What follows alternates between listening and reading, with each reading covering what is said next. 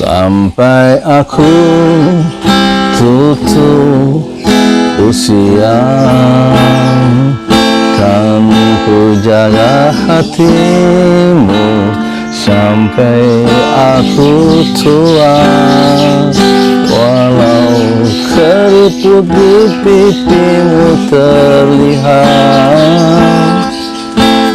takkan goyahkan cintamu yang begitu kuat. Assalamualaikum warahmatullahi wabarakatuh. Saya Yudi Pramuko, tukang donat dari Parung, YouTuber tertua di semesta. Saya tiba kembali di kantor saya, 7 hektar danau. Kuncinya saya bawa sendiri, saya buka barusan.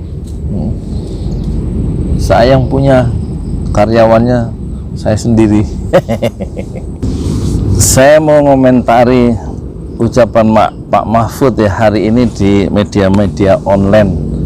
Menko Polhukam ya, Pak Mahfud MD, di era demokrasi ini korupsi makin banyak. Jadi kata Pak Mahfud, korupsi itu dibangun melalui demokrasi. Ya, dan korupsi makin terdesentralisasi ya, nggak terpusat ya, sesuai dengan otonomi daerah mungkin begitu ya. Dan jalan untuk korupsi itu dibangun, kata Pak Mahfud, oleh kesepakatan kekuatan partai politik formal ya di DPR waktu membuat pasal-pasal itu, undang-undang antara yang menolak dan yang menerima. Jadi kompromi antara yang pro dan yang anti itu melahirkan pasal-pasal undang-undang dasar, dan itu bukan undang-undang dasar, pasal undang-undang ya. Dan itulah yang membangun jalan ya untuk terjadinya korupsi, karena jalannya dibangun di era demokrasi ini, kira-kira gitu kalau saya tidak salah nangkap dari Pak Mahfud ya. Moga-moga saya nggak salah nangkap ya. Kan saya bukan akademisi, mungkin tidak terlalu cermat ya, saya sebagai pedagang. Kalau ngitung donat saya cermat karena untuk dijual. Tapi kalau soal pikiran-pikiran soal korupsi, Pak Mahfud lebih ahlinya. Itu artinya apa kalau korupsi itu makin banyak? Itu saya coba menafsirkan ya. Satu, kita sebagai bangsa itu gagal ya membangun ya. Jadi Pak, gagal membangun sistem untuk pencegahan korupsi ya. Jadi belum terbangun tuh, sudah hampir berapa, dari 98 2000 30 tahun ya, 30 tahun itu nggak selesai. Korupsi itu makin banyak. Jadi kata Pak Mahfud, menarik juga ucapannya ya, enak kalau punya Menko menteri atau pemimpin yang omongannya itu bener gitu sekarang. Dulu kan Pak Mahfud bilang sistem yang dibangun Rasulullah itu nggak bisa kita contoh sebagai negara ya, dalam negara RI NKRI, membuat gaduh yang nggak perlu, kontraproduktif. Sekarang Pak Mahfud agak benar. Jadi korupsi dibangun melalui demokrasi. Demokrasi kan karena pertama konsesi atau kesepakatan di lembaga formal. Ketika membuat undang-undang berarti antara kekuatan politik yang setuju dan yang tidak setuju dicari titik temunya. Ya tentu akhirnya korupsi bisa menjadi legal karena undang-undang, kira-kira begitulah ya. Tapi konsekuensinya buat rakyat kecil apa? Rakyat kecil itu nggak terurus, karena uangnya akhirnya kan diambil sama orang-orang pandai yang pedas, yang memanfaatkan peluang-peluang korupsi itu lewat peraturan-peraturan yang mereka bikin sendiri, diakali lah gitu. Itu yang disebut kemudian oleh Ibu Husnul Maria yang dosen itu, kita berada dalam satu fase oligarki politik ya. Oligarki politik ya. Jadi kekuatan politik di parlemen itu yang berkuasa itu, baik yang di parlemen maupun yang di eksekutif, itu dikuasai oleh orang-orang itu saja ya, dikendalikan oleh uang. karena mereka saling ini menggerendel, saling memerlukan, saling menjaga untuk mencapai ketamakan secara bersama-sama dan melupakan orang-orang kecil seperti saya ya. Yang saya bisa lakukan apa? Bikin gerobak untuk menolong diri sendiri. Gerobak yang ketiga, gerobak donat saya yang pertama saya sedekahkan untuk anak muda supaya dia bisa berwirausaha. Lah kalau bikin gerobak itu kan mahal sampai 2 juta ya. Gerobak kedua kita sedekahkan juga untuk membantu orang wirausaha. Nah, akhirnya apapun corak pemerintahan itu rakyat memang harus menolong dirinya sendiri. Kalau situasi korupsi seperti ini kan rakyat juga nggak bisa apa-apa, karena rakyat kecil nggak melakukan korupsi. Pertama karena nggak punya akses ya, nggak punya kekuasaan ya. Jadi dia nggak punya kesempatan untuk korupsi. Jadi ya begitulah ya, zaman pandemi ini coba bayangkan, apa nggak tambah susah? 5 bulan kita dikurung di rumah, suruh di rumah saja, tapi kayak kasus kemarin. Barusan saya ngobrol sama sumber saya di Singapura itu ya, seorang ibu rumah tangga, orang Indonesia yang tinggal di sana. Saya tanya, selama 5 bulan disuruh tinggal di rumah, di apartemen itu dapat nggak kiriman sembako? Dapat katanya. Selama 5 bulan, iya selama 5 bulan. Kapan dapatnya? Setiap minggu, setiap Jumat jam 5 sore. Apa yang dia dapat? Beras 25 kilo tergantung jumlah anaknya kan. Terus ada minyak, ada susu, ada telur. Telur tuh bisa 3 papan katanya satu minggu. Satu papan itu isinya 30 telur. Dijamin selama 5 bulan oleh pemerintah Singapura. Diantarkan ya, di kontak dulu pakai WA atau message gitu kan, nanti kalau ada orangnya di dalam itu diantar sama petugas. Malah ditawari kalau perlu uang oleh pemerintah Singapura. Terus sumber saya ibu itu yang tadi saya ngobrol pagi itu, dia telepon langsung dari Singapura. Ya meskipun tukang donat ya, kadang ditelepon dari Melbourne, dari Australia, Pak Haikal, kadang ditelepon sama Pak Najib Amsterdam. Ini bu ini nelpon dari Singapura, kadang dari mana itu, Eindhoven ya, Belanda. Jadi tukang donatnya nggak apa-apa, jualan donat tapi pergaulannya internasional rek.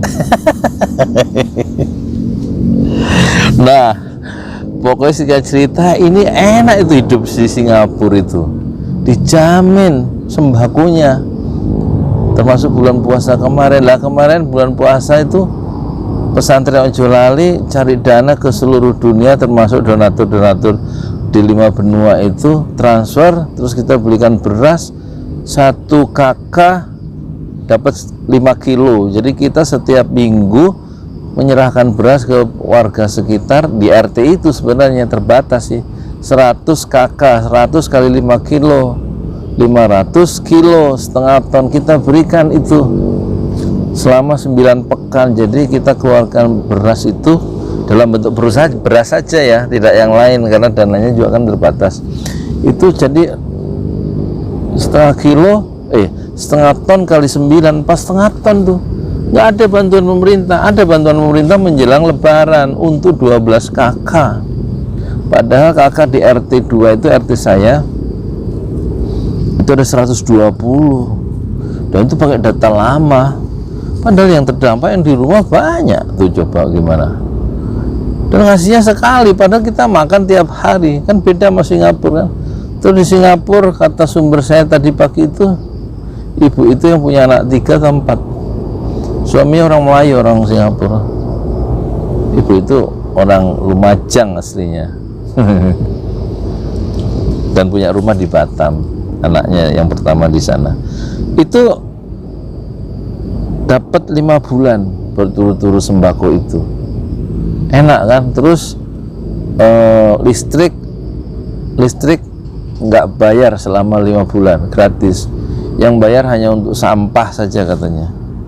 Terus kalau mau minta uang ditawari, kalau perlu uang berapa. Terus ibu itu bilang dia malu sama Allah kalau minta uang. Dia kelas menengah lah, bukan orang kaya. Kalau orang kaya di Singapura pajaknya tinggi katanya, jadi dia malu kalau minta uang, perlu uang gitu, ditawari sama pemerintah Singapura. Beda bener ya sama pemerintah Republik Indonesia yang tanggal 17 Agustus itu berulang tahun ke 75 ya. Kata sumber saya di Jogja ya, kemarin telepon, beberapa kali telepon, saya tanya gimana sih keadaan ekonomi, pertumbuhannya itu minus 6% apa 5% gitu ekonomi kita nih, padahal selama 5 tahun itu sudah dikritik sama Rizal Ramli kan, kalau 5% tuh nggak tumbuh, itu sektor konsumsi aja, memang nggak bekerja, nggak diinvestasi, tetap 5%. Kalau pengen bisa mensejahterakan, membuka lapangan pekerjaan dan melayani 270 juta penduduk, kata Profesor Didik J. Rahbini, itu pertumbuhan minimal 2 digit ya, 10%. Nah 5 tahun itu 5%. Nah sekarang ini pertumbuhan ekonomi itu bukan 6%, minus, di bawah 0 itu terus minus 1, minus 2, minus 3, minus 5 atau minus 6%.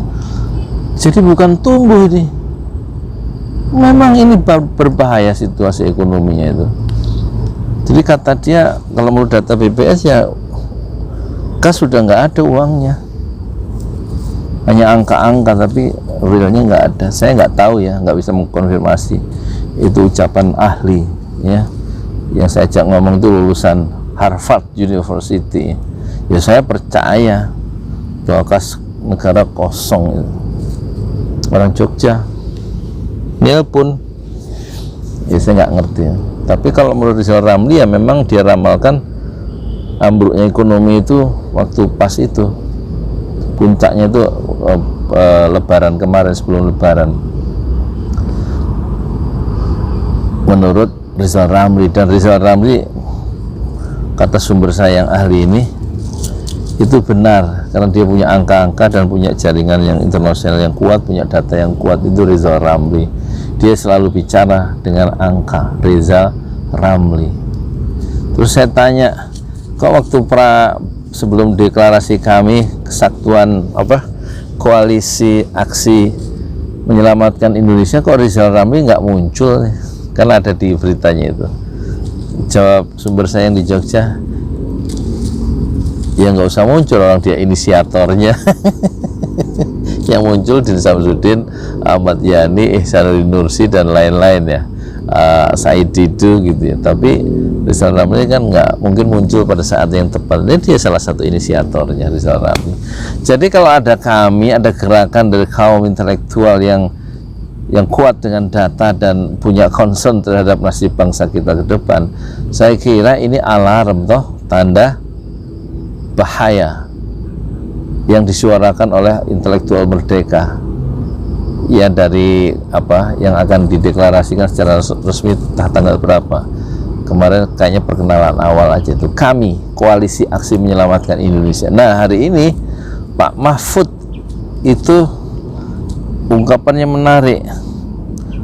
Jadi korupsi dibangun dengan jalan demokrasi, demokrasi membangun korupsi ya. Berarti kita kehilangan arah sebagai bangsa ya. Bahwa kemudian Pak Mahfud itu menyitir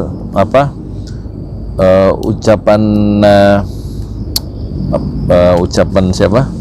Mokhtar Lubis ya, mengkritik keras zaman Soekarno dan masuk penjara seorang jurnalis kawakan almarhum sekarang, yang rumahnya di Jalan Bonang atau di Jalan Proklamasi itu, Mokhtar Lubis. Saya pernah ke sana dan Mokhtar Lubis pernah ke diskusi di Aula Insan Cita HMI Ciputat waktu saya jadi tukang sapu di Universitas Islam Syarif Hidayatullah Jakarta. Mokhtar Lubis pernah diskusi di asrama. Saya tinggal di asrama 2 tahun. Dia bilang, Pak Mahfud mengutip Mokhtar Lubis bahwa orang Indonesia itu ya di samping malas kok termasuk munafik ya. Ada buku itu sebenarnya dari itu Profil Manusia Indonesia kira-kira, atau Manusia Indonesia judulnya. Itu sebenarnya ceramah Mokhtar Lubis di Taman Ismail Marzuki ya. bukan tahun 90-an, mungkin tahun 80-an kayaknya ya. Dari segitu Pak Mahfud kurang akurat mungkin, atau saya yang kurang akurat soal pidato, sebuah pidato mutar lupis. Artinya apa? Di dalam terjadi mismanagement kalau bahasanya Rizal Ramli. Jadi sebelum ada corona itu sudah limbung ekonomi Indonesia, sudah nyungsep bahasanya Rizal Ramli. Ada corona itu jadi seperti orang yang petinju sudah limbung, terus ada corona dia tinggal dicep aja ambruk dia itu. Petinju yang sudah limbung sebelum corona datang itu, ekonomi kita ambruk karena dipercepat oleh corona, kata Rizal Ramli. Ini bukan kata saya mah bukan ahli keahlian saya dua. Saya ahli donat ya, kedua saya ahli kubur. Jadi saya bukan ahli ekonomi, saya cuma nyambungin aja. Jadi ada satu, hari ini ada satu sinyal yang berbahaya yang dikirimkan oleh Pak Mahfud bahwa korupsi makin banyak. Menurut perspektif Pak Mahfud, dikaitkan dengan watak orang Indonesia yang munafik ya, yang menyerang korupsi, tapi ketika dia di dalam kekuasaan punya kesempatan dia korupsi juga. Itu apa kata Pak Mahfud kalau nggak munafik ya. Dan kemudian ada kami, orang-orang di luar pemerintahan, kaum intelektual merdeka, dan kata Din Samsudin, kapal Indonesia sudah melenceng dari jalurnya, nggak sesuai dengan pedoman Undang-Undang Dasar, keluar dari rute, dan kalau tidak diingatkan kapal Indonesia itu bisa karam gitu, bahasa yang sederhana dan menjadi santapan empuk dari pers ya. Jadi kita dalam situasi berbahaya dan rakyat dibiarkan bingung tanpa arahan dari kepemimpinan nasional. Ya akhirnya saya membuat satu arah sendiri, mengarahkan diri saya sendiri sebagai rakyat. Saya bikin gerobak nilainya 1,5 juta untuk jualan telur gulung. Rakyat harus menolong dirinya sendiri. Kalau situasinya berbahaya begini, kan seharusnya itu bicara Presiden misalnya Pak Jokowi memberikan satu pesan yang tegas kepada rakyat. Situasi nanti begini, tapi yang penting rakyat harus ngapain gitu loh ya. Kalau soal meramal kan tinggal ngutip dari ramalan Bank Dunia, dari IMF, dari lembaga-lembaga internasional. Udah tahu akan krisis. Amerika sudah resesi, Jerman sudah, Indonesia ya sudah resesi, cuman ya ditutup-tutupi aja mungkin ya. Tapi jangan sampai terjadi ledakan sosial dan riot, kerusuhan sosial. Nah itu untuk mengatasi itu bagaimana? Itu kan tugasnya pemimpin. Rakyat harus bagaimana kalau nanti rawan pangan, kekurangan pangan? Apakah harus nanam padi atau harus mengembangkan hidroponik misalnya kan? Berarti harus ada arahan dari pemerintah, bantuan kredit untuk menanam apa misalnya. Tapi nggak dibiarkan seperti ini, nggak orang mencari jalan sendiri-sendiri seperti saya mencari jalan sendiri yang mungkin dorong gerobak ya karena kapasitas intelektual saya kan terbatas. Jadi yang solusi yang bisa menyelamatkan saya sendiri adalah jualan pada tingkat yang paling mikro, sektor produksi ya kan. Nggak mungkin lagi cari pekerjaan di era sekarang. Siapa yang membuka lapangan pekerjaan ya? Itu anak saya yang meskipun di IT yang katanya nggak terpukul gitu, tetap bekerja di rumah, tetap dapat gaji. Tapi yang bekerja di sektor itu kan nggak banyak. Tapi pabrik-pabrik tinggal separuh, angkutan umum tinggal separuh penumpangnya, ojek semuanya berteriak ya. Jadi persoalan-persoalan real ini jangan dialihkan gitu dengan hal-hal yang lain. Masyarakat bawah itu faktanya, dan saya lihat di kiri kanan tidak ada yang membela. Kalau desa itu kepanjangan tangan dari pemerintah, desa juga mungkin ya, aparat desa itu juga kan kalau nggak ada pimpinan dia juga bingung ya, dia kehilangan orientasi. Saya lihat kan terjadi disorientasi ya, mau mengarah kemana kan. Dia juga bingung harus bagaimana, ya kan? Mungkin begitu, tidak mudah juga kan memberikan arah terhadap masyarakat ketika pimpinannya di level pusat itu juga semacam bingung dengan dirinya sendiri, sehingga yang muncul adalah keluh kesah atau marah-marah, ya.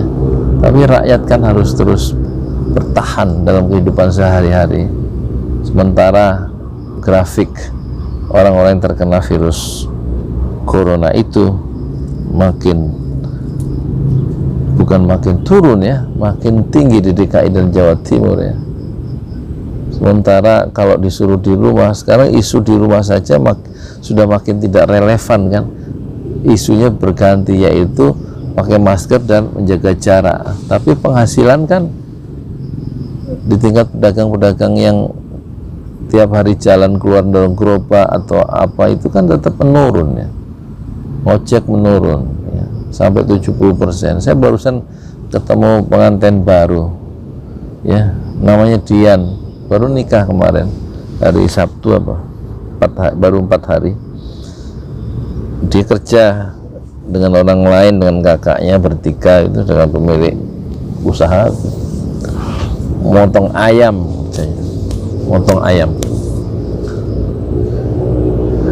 Dia memotong ayam bismillahi Allahu Akbar, dipotong 50. Saya tanya apa terpengaruh, mungkin ayam nggak terpengaruh kali ya.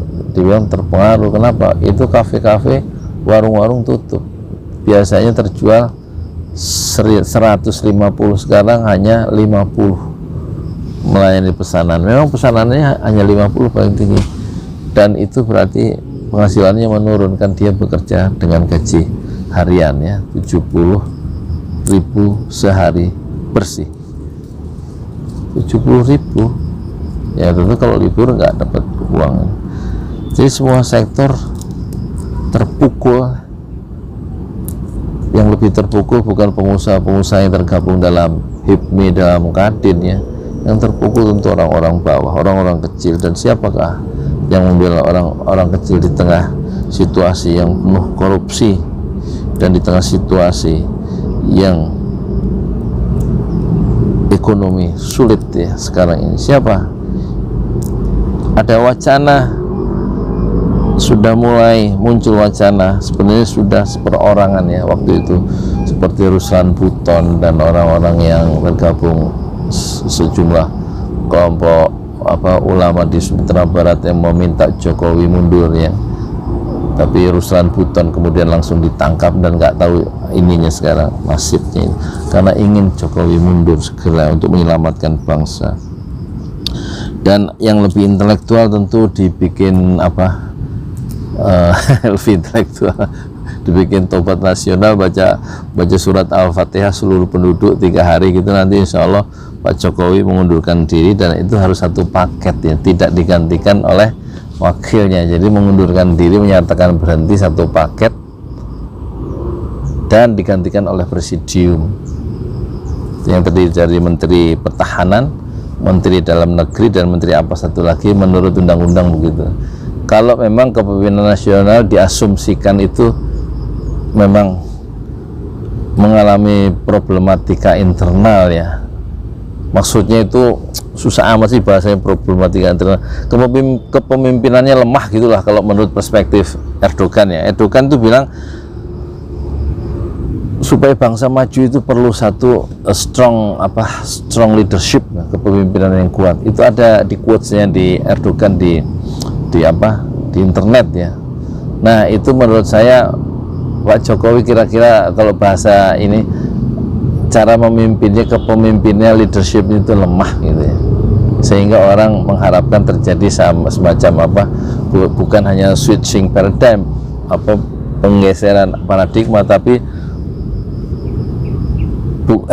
tapi kalau bahasanya Amin Rais yang canggih itu dulu, reformasi yang menuntut ini penggantian kepemimpinan nasional, jadi istilahnya suksesi 2 pintu. Saya Yudi Pramuko, tukang donat dari Parung Youtuber. tertua di semesta. Fasbir sabran jamila. Ya nggak semua orang ngerti suksesi 2 pintu, biarin aja, ya kan? Suksesi 2 pintu bukan 1 pintu. Moga-moga banyak yang nggak paham ya, yang nonton. Kalau yang paham, alhamdulillah, kasih tahu temen yang belum paham. Kuncinya suksesi 2 pintu. Secara damai, tapi ya secara damai ya. Jangan saya ditangkap ngomong gitu aja kok ditangkap. Ini kan suara-suara yang berkembang soal presidium, soal suksesi 2 pintu, soal kepemimpinan yang lemah. Itu narasi-narasi yang ada sejak lama kan, soal mengundurkan diri gitu loh. Masa nangkep saya? Siapa saya tukang donat kok mau ditangkap? Kalau saya ditangkap nanti yang gerobak yang baru saya bikin tuh yang warna merah, ya kan? Siapa yang dorong kalau saya ada di dalam tahanan polisi? Jangan gampang-gampang nangkep orang yang punya pendapat berbeda. Kenapa sih? Kata B.J. Habibie, penjara itu apa? Tempatnya orang yang berbuat kriminal ya, berbuat kejahatan. Kata B.J. Habibie, presiden ke berapa? Ketiga ya. Jadi penjara itu bukan tempatnya orang yang berbuat kriminal dan bukan tempat orang yang berbeda pendapat. Itu B.J. Habibie, satu-satunya presiden yang selamat dalam memimpin Indonesia yang penuh gejolak waktu itu. Nggak sampai 2 tahun dia nggak nekat meneruskan jabatannya, peluangnya untuk kembali tampil sebagai presiden periode kedua, tapi dia mempercepat pemilu ya. Belum saatnya pemilu dia percepat ya. Dan dia nggak nyalonkan diri jadi presiden, dan dia bisa menurunkan dolar itu dari 16.000 sampai ke titik yang normal, sehingga dipuji oleh Perdana Menteri Lee Kuan Yew yang tadinya mengecam dia. Nggak mungkin turun dolar itu, tapi Habibie berhasil membuktikan ya, turbulensi itu bisa diatasi. Kalau dalam konteks pesawat itu diatasi oleh pilot, dan suka tidak suka negarawan senior Lee Kuan Yew dari Singapura mengakui dan memberikan salut pengakuan yang jujur. Habibie berhasil mengatasi kesulitan ekonomi saat jadi presiden karena berhasil menurunkan dolar ke level yang sewajarnya, dari 16.000 turun ke tingkat yang normal. Ya udah gitu aja ya.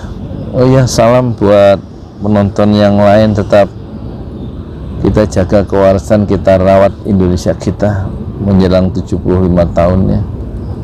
Dan jangan lupa beli ini kaos Sudirman. Di Sudirman marah kalau tahu Indonesia itu kedaulatannya itu ya ada masalah ya. Karena Sudirman dalam quotes si kaos ini, dia bilang, saya lebih suka Indonesia dibom atom daripada kemerdekaannya kurang dari 100%. Jenderal Sudirman yang wafat dalam usia 34 tahun, dan saya abadikan dalam kaos ini. Silahkan miliki kaos ini untuk membangun masjid 200.000 termasuk ongkos kirim 50.000, dan termasuk membangun masjid dan pesantren tahfiz Quran Ojo Lali. Setiap kaos itu 75.000, yang 75.000 adalah ongkos produksinya. Rinciannya ada di bawah ini. Ya, moga-moga kita semakin arif melihat masalah kita, jangan saling berantem, dan yang punya kekuasaan cepat surut, ojo ngeyel. Masalah begitu rumit, masyarakat kecil nggak ada yang membela. Seperti saya, siapa yang membela? Saya udah kehilangan 900.000. BPJS nggak laku. Anak saya yang umur 23 itu kemarin di UGD bayar 300, ke UGD lagi besoknya bayar 600. Kata petugasnya BPJS nggak berlaku zaman corona. Lu piye toh? Katanya duitnya banyak untuk mengatasi corona. Masa saya nggak ada yang bela, keluar 900.000. Terus uang yang sudah beli tiket online ke Malang mau ketemu Gus Nur